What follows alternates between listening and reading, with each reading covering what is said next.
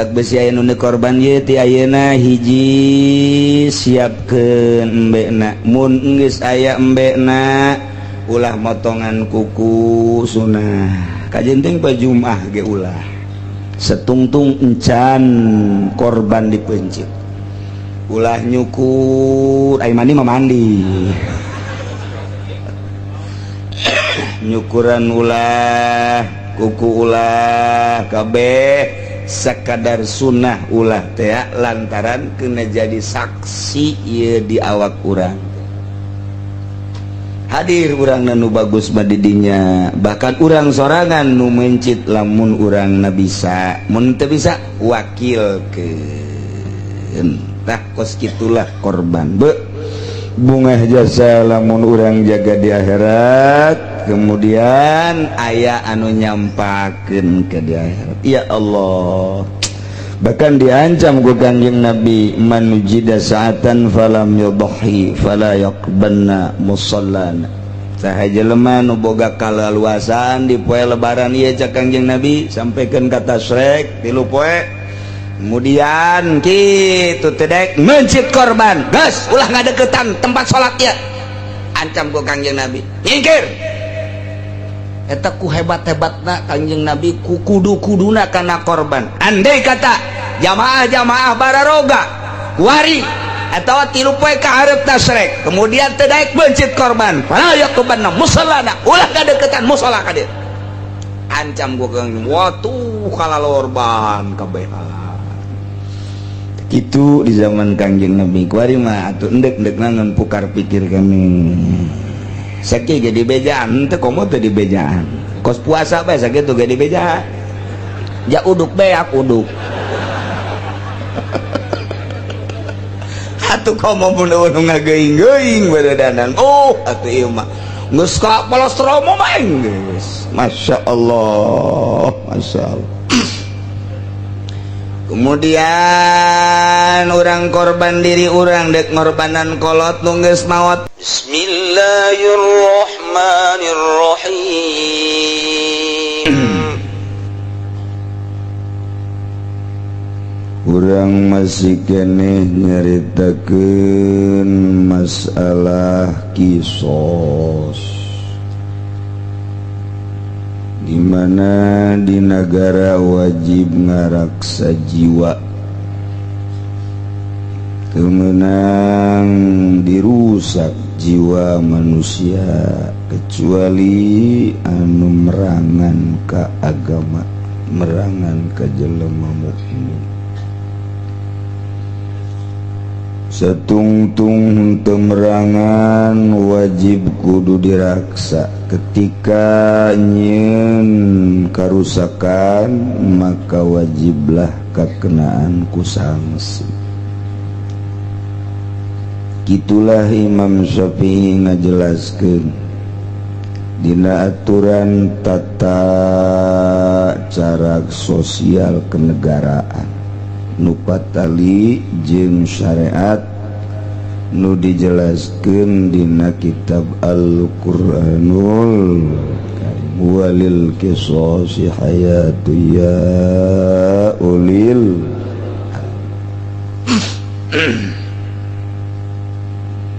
wajib ngaraksa turunan supaya jelas turunan pugu bapana pugu mana lantaran kadituna bakal aya nu ngarambat masalah pertikahan masalah warisan geus atuh teu meunang dirusak turunan ketika ngarusak turunan ku cara zina maka dikenakeun sanksi lamun muhson diranjam datang ka pae lamun goer muhson dijilid dirangket 100 jilidah zani wazaniyat zaniyat wazani fajlidu minhuma mi'ata jaldah kekalaku tah di urang hukum-hukum kos kitu non gitu. Kemudian masalah harta temenang dirusak lantaran harta dia ngarupakeun satu sarana jang menembus ridho Allah subhanahu ta'ala. Minimalna jang nutupan aurat samping baju nahetakan harta belah dituna jang dahar belah dina jang dahar belah dituna jang kamekah, kemudian korban dan lain sebagainya geus wajib diraksa eta harta teh. Ketika aya nu ngarusak harta dikenakeun sanksi, wajib dipotong leungeun. Kitu keneh ngirit harga diri teu meunang diacak-acak, teu meunang dirusak. Ketika dirusak dikenakeun sanksi. Tah loba urusan-urusan nu kudu dilaksanakeun di negara, termasuk tatanan syariat. Mun teu ngalaksanakeun salat ieu wajib kudu dipaehan. Loba tah di negara teh anu kudu diurusan. Tah di negara orang hiji-hiji acan nu tadi cikeneh dicaritakeun hiji bae diurus teh. Jadi negara orang teh negara itu anu ngeusina mah nu percaya ka Al-Qur'an tapi aturanna mah make aturan Walanda. Tinggal urang marayat ieu atuh nyanggakeun sadaya-daya ka inohong-inohong nu aya di laluhur nu keur uncang-uncang nyana endek tah moal ngalaksanakeun aturan-aturan Allah subhanahu wa ta'ala. Padahal mah lamun diayakeun sahiji dua boh didukung jasad ku rakyat lantaran eueuh nu pernah mencoba kos kieu lah negara urang nu zina ambalayah teu puguh hukumanana, nu maling kuari mah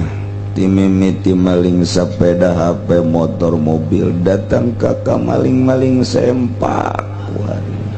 ambalayah luar biasa maling. Kemudian adu aya nama pembunuhan geus ambalayah tapi eueuh nu dikenakeun sanksi-sanksi nu sesuai jeung aturan Al-Qur'anul saha buaya presiden anu bisa, saha moal ieu nu diuk di RI 1 atawa di MPR atawa di DPR di pusat anu bisa setungtung can bisa urang kuarieu hirup di negara Indonesia nu aturan nama ke aturan Belanda demokrasi HAM hak asasi manusia nu dijunjung tinggi ku Amerika diterapkan di Indonesia makin hari lain makin bagus, makin hari makin bobrok. Boro-boro rakyatna pejabatna ge makin acak-acaka. Tinggal ditanya baik barartah apa henteu boga hukum kos kitu aturan negara diserahkan ke orang betah tah henteu urang sebagai rakyat Indonesia nutur-nutur hukum model kitu acena betah terus acena teu betah da kumaha sok urang rumuskeun ulah siap jadi presiden naon aduh Indonesia takos kieu tapi kulantaran menang karuhun urang ieu baheula negara tetep bae kudu dijaga. Ulah datang ka direbut ku bangsa lain, baik nagarana direbut dijajah atau hasilna dicokotan dicokcrokan urang mah dibere hampasna doang. Terserah diserahkeun ka urang deui bae. Teu daya teu upaya urang mah iwal ti ngadoa ka Gusti Allah Subhanahu. Mudah-mudahan pamimpin ulang nu teu bener sing ku galedeg. Pokona harengeseun amat. Ya Allah, ya barang sing jelegur mah kena galedeg aing we disalahkeun. Masya Allah karim, ya negara urang koski karep da lain beki bagus, pasti beki ancur-ancuran. Kobon euleuh kader-kader nu bakal jararadi SD SMP na ku ari geus marabok, SMA na geus tawuran, terus kuliah na geus main beli-belian, geus teu ngandalkeun kepinteran, teu ngandalkeun otak, ngandalkeun teh geus tukar itu bae teh calon-calon pemimpin nu bakal datang. Masya Allah kari, tinggal tunggu kehancuranana bae. Geus dua armada lamun rapi, hiji pamarentah nomor kedua ulama, umaro jeung ulama pada ngabangun bangsa jeung negara. Ulama bagian keagamanana supaya rapi direpok-repok, mun cara bebek mah diangon bisi nyasab ka dieu digiringkeun dipecut ka dieu terus gitu. Nu boga lahana pamarentahna sing bener nyieun lahana paranti bebek mana, paranti embe mana, paranti kebo mana, supaya jelas. Nu ngangonna sing nyaho kangangon bebek, ulah bebek ka mana nyana di mana, pecutna ge leungit. Ngangon bebek tu pararuh. Tetapi ingat sangeusna negara acak-acakan, tetap ulama mah teu meunang eureun dakwahna. Ulama mah kudu terus bae amar ma'ruf nahi munkar. Di tengah-tengah negara acak-acakan pamimpin teu puguh ngurusanana, lain haju lepas tanggung jawab. Ulama mah terus bae wajib, lantarannya nama diamanahan ku Gusti Allah ilmu, diamanahan syariat, geus teu meunang eureun kajen ku kumaha ge. Lamun ulama eureun, pamarentah hancur atuh deuk ka marana, deuk ka rumaha rakyat.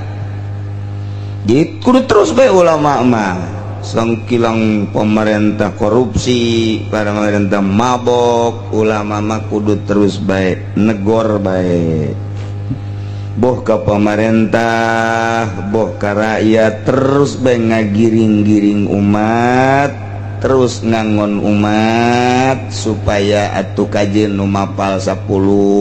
nu henteu 50, sugana tu nu mapalna 20 nu henteu 30, nu mapal 30 sugana aya 20 nu henteu, nu mapal 40 sugan 10, mapal 50 jeung nyana-nyanana mapal. Jeung nu ngangon-ngangon mapal, geus mararapal kabeh. Masya Allah karimnya. Kayi ayah hibzul nafsi, wajib diraksa diri, ngaraksa awak, ngaraksa ruh. Ketika dirusak dikenakeun sanksi. Loba teh mah urang mun mancaan fikih dina majalis be majalis susaniyah, eta teh geus aya caritaan hibzu dina berbagai fikih. Komo Imam Syafi'i mah geus nyaritakeun jasa dina siasahna. Oh rapih mun urang macaan kitab politik Imam Syafi'i asa bakal ku rapih nagara. lantaran maka aturan-aturan ngeunaheun jasa struktur namun di skemakeun teh ka harti jasa ieu presiden atau raja ieu menteri-menteri mencara menteri terus rapih jeung sanksi-sanksi.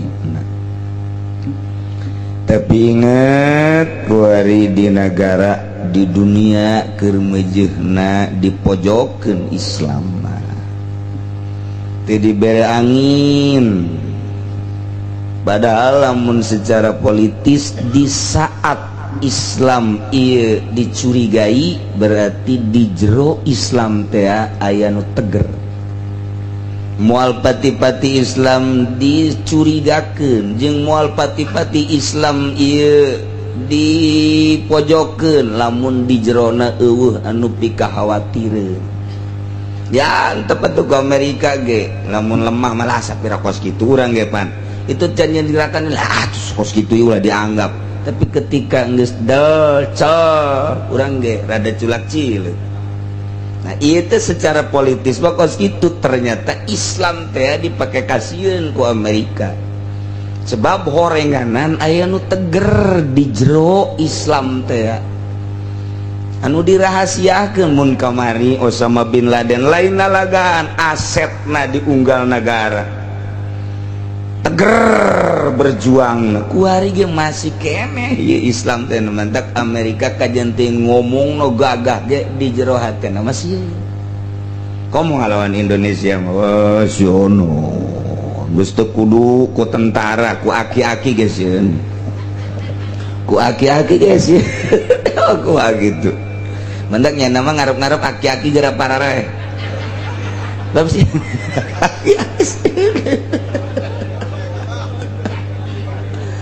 tentara mah geus teu dianggap sebab didikannya anak masang kuda-kudana geus kanyahoan ku nyana jeung teu didikeun kabeh kapan aturan-aturan teh aya anu disumputkeun jang perang engke teh rahasiana supaya menang moal aya Amerika mere taktik perang kabeh moal bisa pasti 2-30% aya nu dirahasiakeun beusi ngalawan nyana boga pamaehna tapi aki-aki mah tah sieun jasa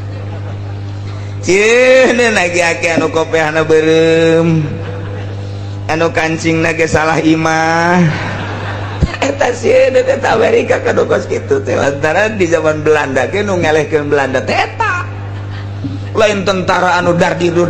tah anu aki-aki anu tek nyekel batu bismillahirrahmanirrahim cegur lain aki-aki nu aya di dieu aki-aki eta tah oh atuh teh samarangan Indonesia tetep boga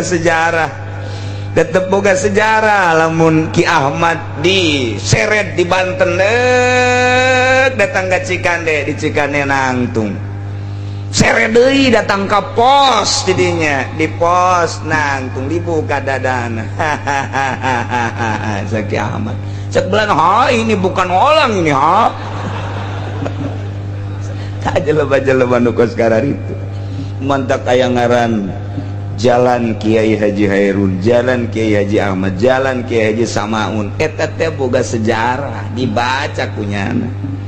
lamun ketika jelema neuk ngareli bararingung kabeh cek Samaun ulah bingung ye di barere batu bae tinggal nu buta kula mah moal cenah moal ngeli lantaran kula mah buta teh naon dibere batu doang buat tur ngareli nu buta menyekelan batu we kadenge Belanda duduk murti sembalu dibaca bismillahirrahmanirrahim timpahkeun wow cekur eta nu buta bae bisa ngajegurkeun komo anu bentak meureunan tah urang ngadenge kos kitu mah resep tah perang teh asa deuk menang wae ji atuh ulah dikira Indonesia mah lamun Ciomas terkenal lain di Banten bae Ciomas mah Jawa Tengah Jawa Timur terkenal asal nyaritakeun Banten terkenal dengan Ciomasna nu mantap keur zaman kula mondok mun ngomong ti Banten dicoba bae kurang Madura bloon tah urang Madura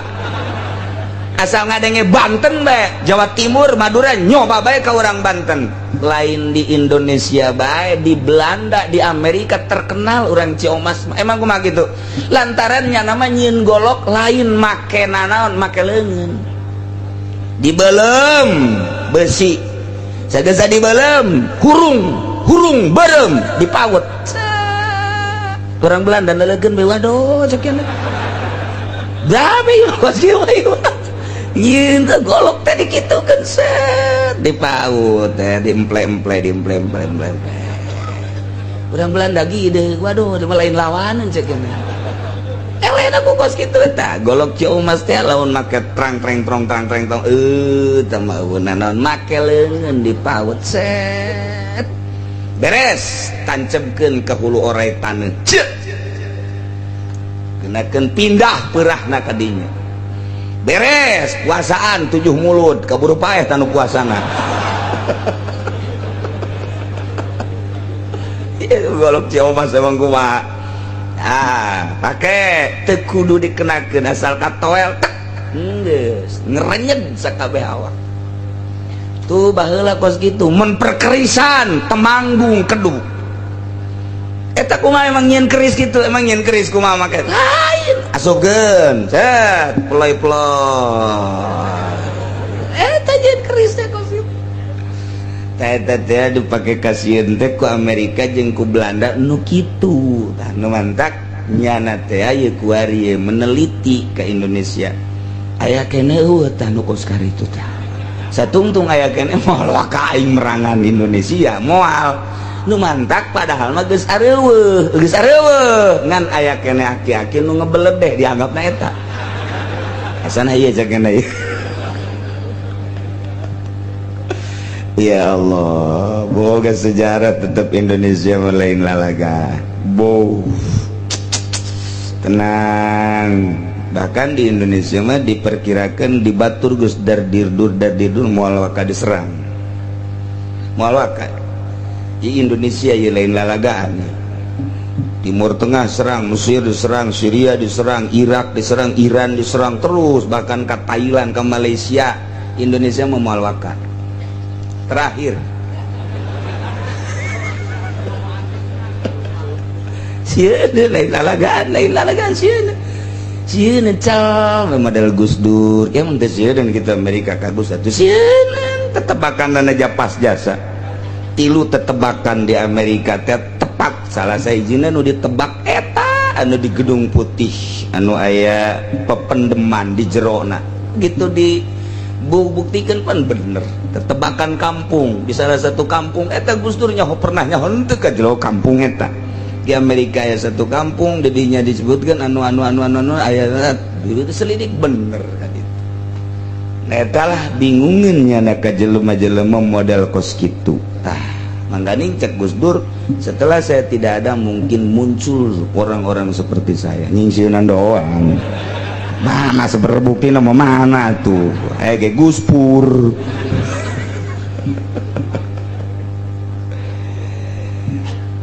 Bata gimana cerita tuh di negara orang keur diantar acak-acakan kia emang gue naringakeun tuh aya gaib para wali-wali di istana ya wali-wali tenang keur bae keun bae diantar da ka mana sia lempanganana da kumaha sia we diton mah tetep ditoelkeun bae antar huru-hara seutak setik kok masalah tetep nu nyekelan Indonesia mah lain jelema sambaran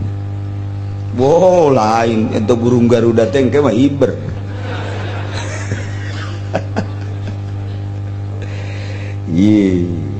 unggal negara ngabogaan kos kitu hitung-hitungan tapi di Indonesia paling sulit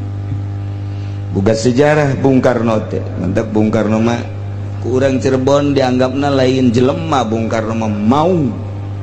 sebab pernah kadeule asup ke hutan Cirebon Bung Karno teh begitu asup katingali ku orang jelema keur aya di kebon ternyata jadi mau Bung Karno jadi mau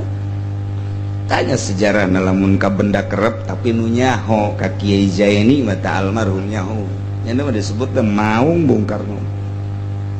Jadi maung bae biasa. Ketika ka Lampung Bung Karno asup ka Lampung ngahiji jadi gajah. Jadi gajah. Mentek sing ada itu saya gajah. Tuh atuh Bung Karno mah tuh. Tempat tapana loba jasa unggal provinsi aya tempat tapa Bung Karno. Ya Allah ya Rabbi, di imana kadang-kadang aya bae. Aya nu nyekel di Indonesia teh kudu tipe-tipe Bung Karno aya kene tenang. Tenang goteng bilu ngaji di dieu. Orang jadi dageun negara Indonesia mah kos kitu. Aneh. Tege tenang, kalem urang mah urang bae ngaji. Nu ngurusan negara aya. Keur barodo kuari memang ieu bang negarawan teh keur barodo ngeunkeun bae ante. Engke ge aya muncul tek. Nu urang kaget, kuari masih kene kuliah kene. Beneran ieu mah bakal nyekel negara Indonesia teh kuari masih kene kuliah lagi nya nama 3 universitas 7 universitas. Jelema na nyana kene tapi di universitas anu aya di 7 universitas. Tenang bae. Geus bisa bahasa Jepang, bahasa Cina, bahasa Korea, komo endi-endi mah kitu mah.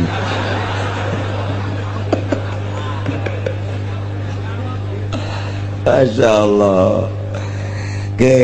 Ulah bingung ulah bimbang batur mah batur nyekel negara keur acak-acakan urang mah ngabeberes urang ibadah ka Gusti Allah Subhanahu wa taala. Aya nu ngaping negara teh tenang. Lamun bapakku almarhum abah kula nyaritakeun pernah ka Pelabuhan Ratu. Di Pelabuhan Ratu di dinya aya masjid aya bangunan cenah didinya kapanggih jeung Bung Karno jeung Buya Dimyati jeung berbagai jelema-jelema pohoan ngomong ternyata nyambung. Gus Dur ge meunang ilmu teh di Pelabuhan Ratu. Buya pernah nyarita deui kumpulan di Pelabuhan Ratu. Matak sing hade urang Cikupa pernah deh neangan teluh tama ka Pelabuhan Ratu.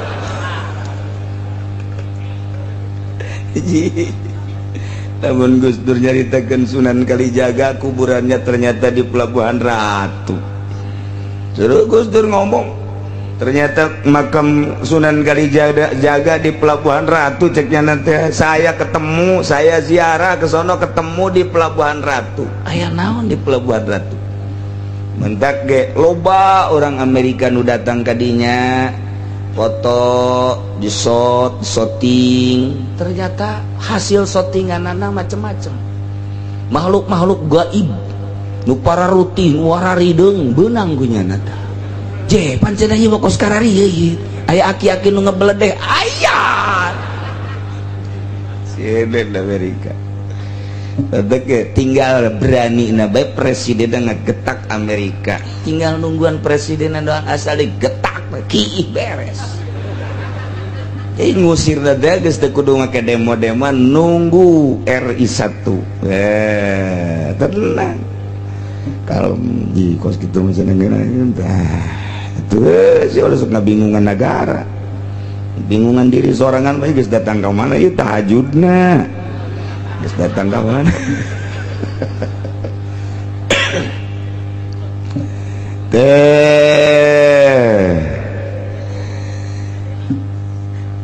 Dilanjut kewajiban musannif wala qisas fi kasil izami wajib qisas dina ngahancurkeun tulang mun gelut kemudian bisa mariskeun leungeun atawa cimandena geus jago jasa ditekenkeun leungeunna kemudian didedetkeun ceger bletrak potong. Tete kudu kisos teu kudu dipaehan ngan engke kena sanksi diat doang tah motongkeun teh sabaraha kisos teu kudu. Naib cimande mah lain lalagan man ieu diadu-adukeun jeung tiwu ieu na ge panen. Jiga asal kita dek. Teu kudu bohong nya mah. Atuh nyajotos teh teu kudu kencang teh kudu asal kena angin boleh Pak.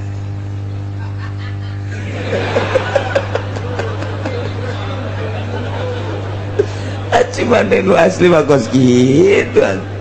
mentek Cimande mah baheulana teh nu bogana kan Kiai Zakaria ta eta teh nya nama ngawiridna ge bari diu dihandapeun di kolong bale ngaulinkeunana ge eta Cimande matek hiji kembang hiji eusi hiji wirid Cimande mah kos kitu mentek lamun keur diuk nya nama aya bae anu ngalungan naon bae ka huluna cek beunang asal cau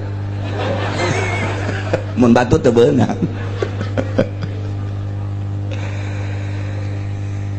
walakin sosok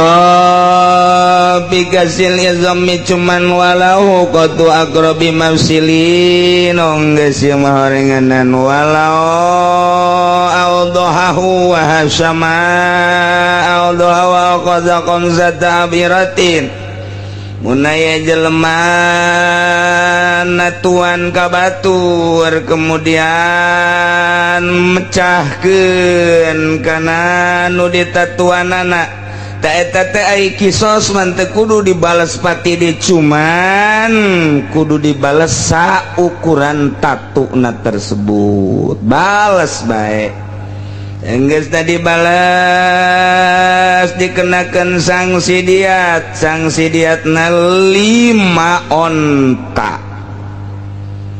onta anu bisa dipakai kurban onta anu pas belum bisa dipakai kurban teh umurna 5 tahun beda jeung munding mah 2 tahun sapi 2 tahun nu bisa dipakai kurban teh umur 2 asup ka 3 mun sapi kebo 2 tahun asup ka 3 eta bisa dipakai kurban nanya kena ulah kanu jualan kebo nanyakeun kanu jualan kebo jualan embe mah nya nama bisa bae nu penting mah laku ieu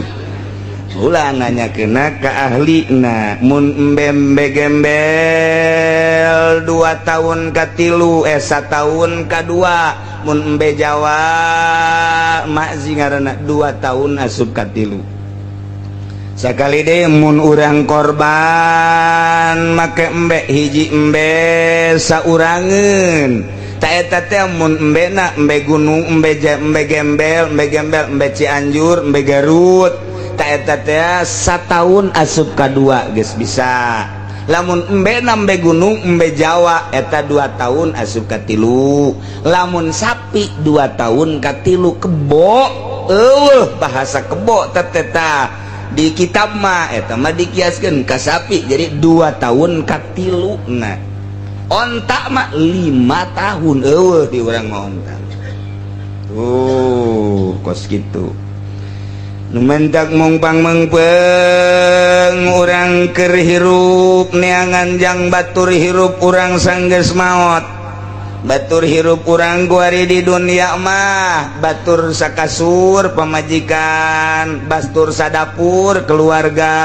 batur sasumur tatangga aya deui batur salembur eta mah sadesa aya deui batur sati kukur ta eta teh batur-batur urang manusa kabeh ge jangan laksanakeun bisnis jangan laksanakeun politik jangan ngarealisasikan berbagai-bagai aturan kudu aya jelema atuh urang atasan kudu aya bawahan pemerintah kudu aya rakyat kiai kudu aya santri dan selanjutnya nu dagang kudu aya konsumen manusia etalah batur hirup urang salila di dunia urang sieun menta anteur urang isin ge aya nu nganteur etalah manusia takos kitu tak kahirupan di luhur bumi ketika orang maot batur urang teh amal urang nah iyalah persiapkeun jang urang jang batur urang ketika urang maot pamajikan urang ceurik anak urang ceurik ngan datang ka bibir kuburan doang embungeun nyana asup ka jero kubur mah kajenting tadi nanya sumpah setia sehidup semati bohong ngan sehidup doang mualdaikeun semati memualdaikeun tah jang batur urang mah amal urang salat urang milu ka jero puasa urang milu ka jero zakat urang milu ka jero haji urang milu ka jero ngaji urang kuari tahajud duha sedekah ieu asup ka jero termasuk korban sup ka jero bareng jeung urang mendak fasolli li rabbika wanhar salat anjeun salat lebaran wanhar ay wanharil udhiyah heuncit ku maneh kurban antak sakumaha kamarin dijelaskeun riwayat Siti Aisyah ma'amila ibnu adam yauma nahri min amalin ahabba ilallah min iraqatid dam.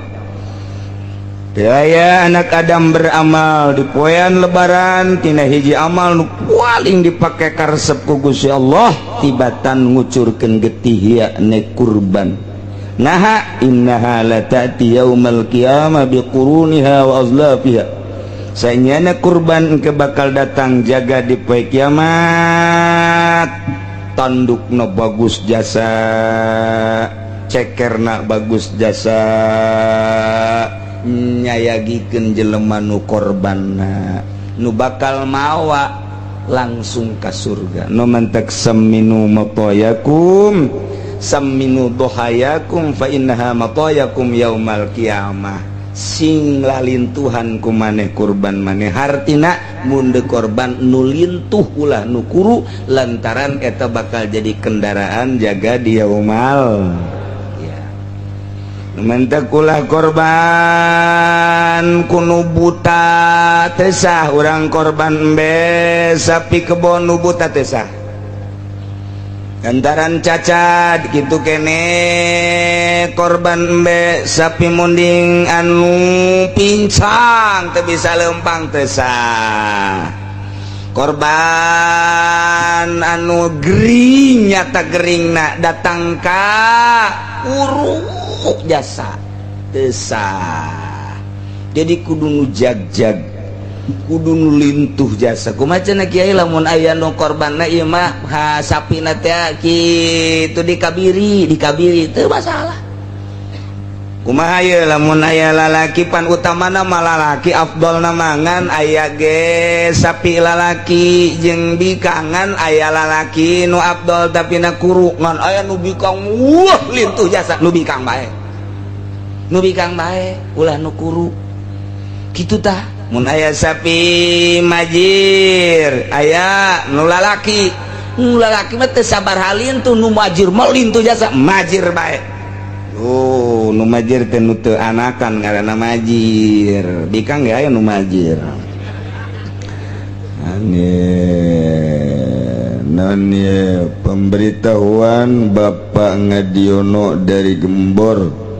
Pasir Jaya diharap pulang karena bapaknya meninggal dunia. Innalillahi wa inna ilaihi raji'un. Sekali lagi Bapak Ngadiono dari Gembor Pasir Jaya segera pulang.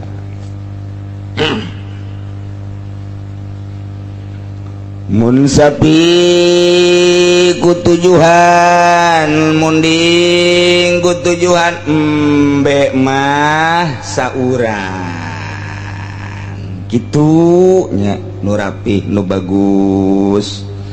Urang di dunia baik ya, di dunia dek ondangan batur gesarariap kendaraanana urang meueuh kendaraanna ge culak cileug bae naik nu mana ieu. Iya dek ondangan baik geus puyang jasa. Batur gesarariap jasa, wah mobil masing-masing nyana culungak cilinguk aya angkot pinuh deui. Pan ilu hayang lantaran kababaturan atau kaduluran kendaraan eueuh aya ge angkot geus pararinuh tah ieu ngaluarkeun motor kempes. Masya Allah pareta tinggal sedihna doang sakieu ge endek kondangan sedih brul barangkat tinggal urang bae. Aya nu nanya deh mang pan teu milu pan dulur mamang ulah loba omong sia aing deuk milu itu benar oh mobil marah pan nyana tungtung mah ye atuh pan teu milu jeung ulah loba omong sia disoekeun semut sia ku aing untung kos kitu tah eta di dunia bege kos kitu di dunia komo engke hararudang di kuburan be lamun urang dipapageun ku korban urang ai prak barang dedele ku urang pan kuru amat ieu mbe aing atuh baheula korban kuru aduh masyaallah teh dipersiapkeun ya Allah ya Rabbi bunga amat urang ti kuburan ka mahsyar naik kendaraan di mahsyar geus ngabring jutaan manusia dipersilahkan untuk menuju surga abo nikmat jasa sapira 3 juta 4 juta 5 juta dah cara kiai kula mah deuk sapi sorangan we langsung masalah deuk sorangan we sapi ya karim hukumna sunah muakad korban teh hukumna sunah ngan mendekati wajib mentak dingaranan sunah muakad hampir wajib deh jang umat jang kangjeng nabi nama wajib kangjeng nabi nama korban teh wajib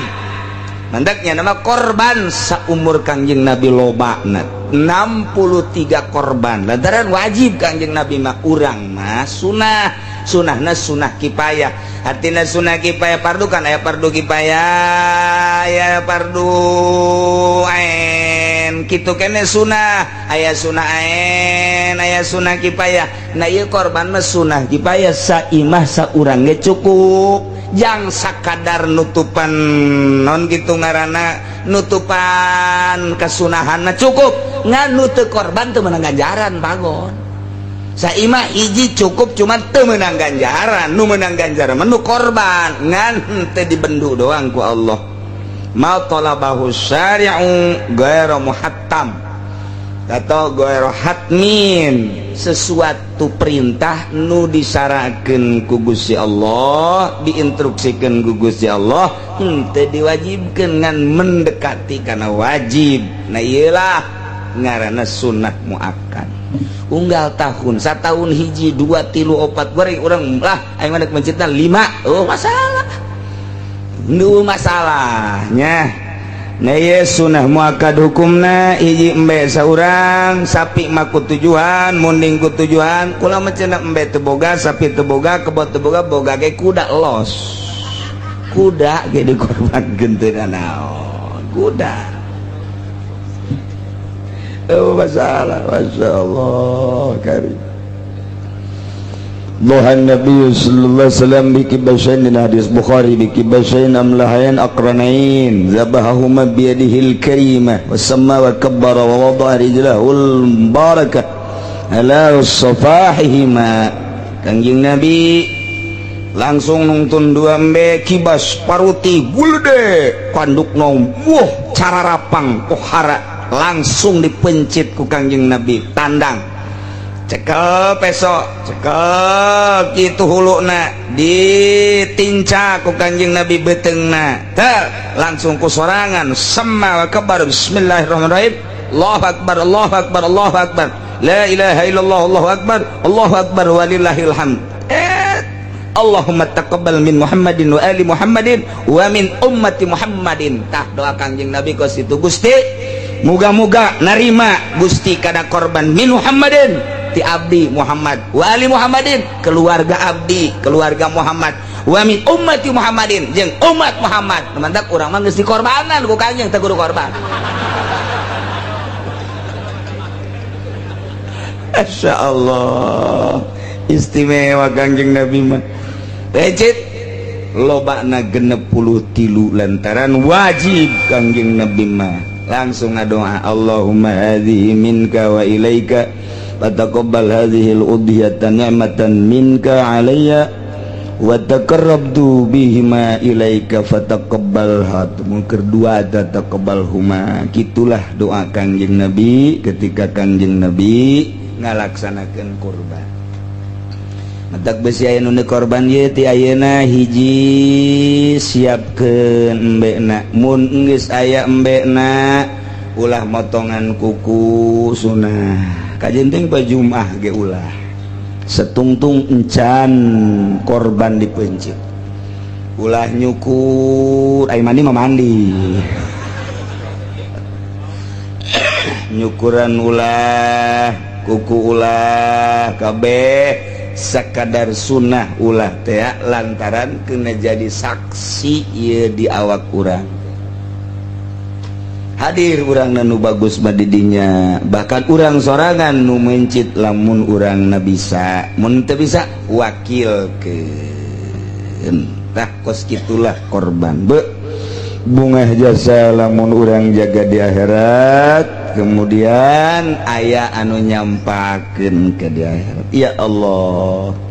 bahkan diancam ku Kanjeng Nabi man jida sa'atan falam yudhi fala yaqbanna musallana saha jelema nu boga kalaluasan di poe lebaran ieu cak Kanjeng Nabi sampaikeun ka tasrek 3 poe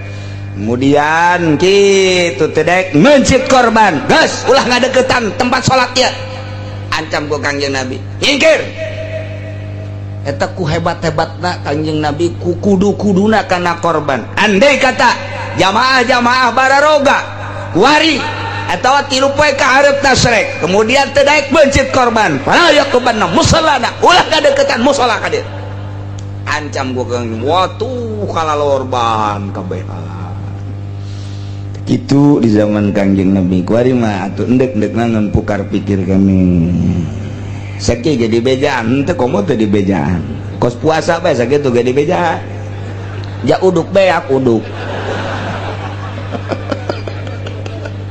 atuh komo mun nu ngageuing-geuing baredanan atuh ieu mah geus ka polostromo mah geus masyaallah masyaallah. Kemudian orang korban diri orang dek ngorbanan kolot nungges maut menang bapak orang emak orang atau anak orang masalah tapi lamun ngorbanan teu aya patula patalina kaya ning babaturan orang atau kakak orang adik orang ta eta mah kudu aya izin heula izin aing ngorbanan sia nya hagas nuhun jasa karak jadi geus lamun teu wasiat teu jadi mun nyana wasiat mah aing aduh can pernah korbannya mun aing paeh wasiat pangorbanankeun nya ta eta teh kudu dikorbanan mun wasiat teh ka adikna pangorbanankeun ku adikna lamun teh tadina teu wasiat mah kudu nu ngorbananna anakna tamah kos kitu mah tuh kitu nya geus lamun ngorbanan urang keur hirup mah komo teh babari jasa ieu menu geus maot ge bapak urang emak urang bapak kolot urang masalah emak kolot urang masalah taku incu anak urang incu urang masalah nu aya patula patalina jeung urang termasuk walina masalah mun deungeun teu jadi nah gitulah masalah kurban sing hade urang ulah kitu ngalengitkeun kesempatan mumpung urang hirup keneh jeung urang keur boga wayahna kemudian korban teh aya nu wajib aya nu sunah lamun wajib mah haram nyokot sanajan saeutik kaya ning dinazarkeun lamun nu sunah teu naon nyokot bagi 3 2/3 jang disedekakeun 1/3 jang nyana masalah geus lamun kebo teh mah mun kebo dicokot sapingpingna ku urang mun korban sunah masalah ngan babari jasa korban jadi wajib teh urang keur nungtun embe ditanya ku batur mang eta embe dek dibawa ka mana bawa ka ditu tuh jangan tuh jang korban eta teh geus termasuk korban wajib teu meunang ngadahar tak kos kitu mah teu meunang mentak eta mah lamun leungit wajib ganti lantaran geus asup nazar sakitu bae ge di korban mah tah nya komo teh mah diomong-omong mah ieu jang korban eta mah geus jadi wajib jasa nu sunah mah geus teu diomong-omong tapang mencitkeun dah korban kula eta sunah Nailah wa qadha khamsata abiratin walau awdaha wa naqala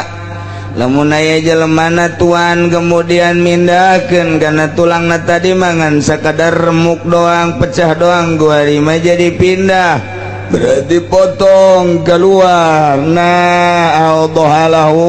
awdaha walahu asyaratu abiratin bisa dibales kunyana jeung menang deui ditebus ku 10 onta walau qata'u minal ku'i mun jelema megatkeun pinggelangan batur baleza lau iltiqatu asabihi namun sakieu ye tah dipegatkeun asa pinggelangan ngaranna tah cenah endek dibales tah sakieu bae sakieu tah ramo doang teu bisa tetep kudu sakieu bae teu bisa ngan sakadar ramo doang pain balahu uzira wala gurma wal asahu anallahu qatul kapimadahu cekaul asma tetep bae meunang we engke dipegatkeun saepek-epekna sapinggelangan sabak daram misalna ndek ditebe ndek dibalesna tah cenah ieu mah sakieu tah aing mah sakitu bae tah tebusna naon kitu balesna tah sakieu ternyata can anggeus pan sakieu sakieu tetep sakieu sabak da dipotong ieu potong deui sakieu itu tah bales pati teh masyaallah karim mun di pabrik digawe aju curugna kena mesin eta curug hiji sabaraha di pabrik hah 3 juta aya nu ngahajat teh boga duit mah curug dikitukeun aduh masyaallah murah amat teh 3 juta ya Allah nya ke aya aturan leuwih panjang na ieu kakarat bag-bagan awalan ke jelas nama ke babu kaifiatil khusus aya walau kasar wallahu a'lam bissawab